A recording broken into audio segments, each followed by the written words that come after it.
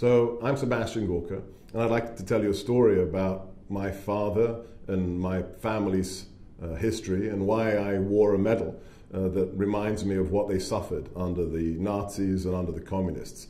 In 1979, my father was awarded a decoration for his resistance to dictatorship, and although he passed away 14 years ago, I wear that medal in remembrance of what my family went through and what it represents today to me as an American.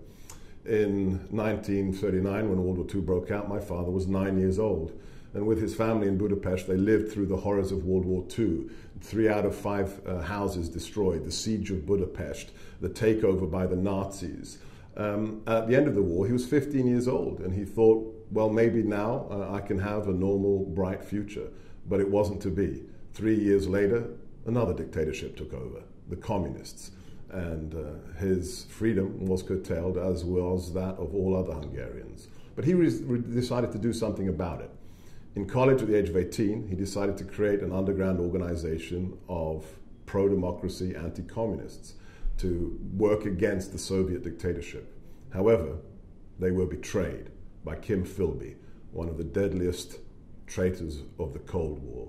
As a result, at the age of 20, he was arrested, tortured in the same house, the House of Terror, that the Nazis had used. Now the communists took it over. Some of the officers, the secret police officers, had been Nazis.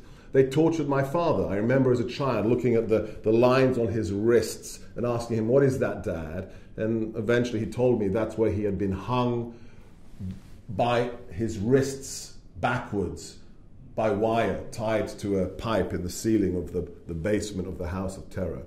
He survived the torture, was given a life sentence at the age of 20, 2 years in solitary, 2 years down a prison coal mine, and then eventually liberated by the freedom fighters of 1956. He escaped to the West with a 17-year-old daughter of a fellow prison mate who became his wife and my mother, and they made a family in the UK. I'm a proud American now, and I wear that medal now and again. Why? To remind myself where I came from, what my parents suffered under both the Nazis and the communists, and to help me in my work today, because as far as I'm concerned, groups like the Islamic State, like Al-Qaeda, they're just another kind of totalitarian. They're not communists, they're not Nazis, but they will enslave or kill you if you disagree with them. That's my story.